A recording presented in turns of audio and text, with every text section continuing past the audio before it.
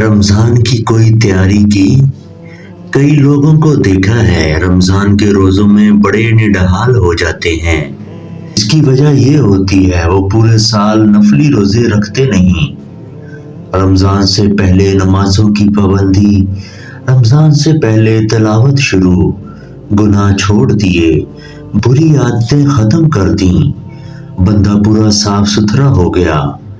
क्या आके रमजान आने वाला है, मुझे इस्तकबाल करना है।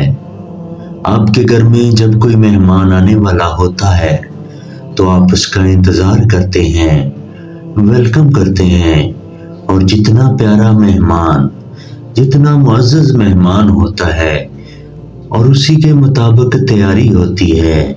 और मेहमान भी ऐसा जो साल में एक बार आता हो और बड़ी मेहरबानी करने वाला मेहमान कि जब भी वो आता है तोहफे देकर जाता है, खुशियां देकर जाता है, उसके लिए बंदा घर सजाता है।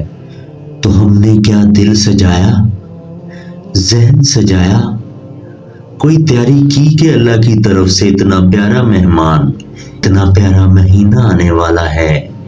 क्या ही अच्छा हो कि सिर्फ घर की सफाई ही इस नीयत से हो कि माह रमजान आने वाला है। मैंने कुछ कपड़े धुलवा के रख लिए कि इसमें तरावी पढ़ूंगा, नमाज पढ़ूंगा, इबादत करूंगा। ये बुजुर्गों का तरीका रहा है, उन्होंने इबादत के लिए बेहतरीन लिबास अलग रखे होते थे। जिनको तो अल्लाह ने नवाजा है, क्या ही अच्छा हो रमजान की इबादत के लिए कुछ नए कपड़े सिलवाएं कि हम उसे पहनकर रमजान में इबादत करेंगे।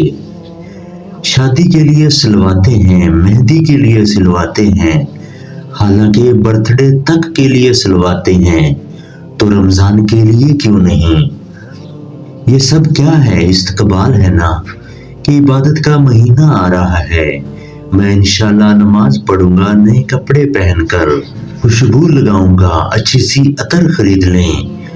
ये वो जिनको अल्लाह ने आसानी दी है, अगर नहीं है तो अपने घर को तो साफ कर लें, कपड़ों को धोकर साफ सुथरा करके रख छोड़ें।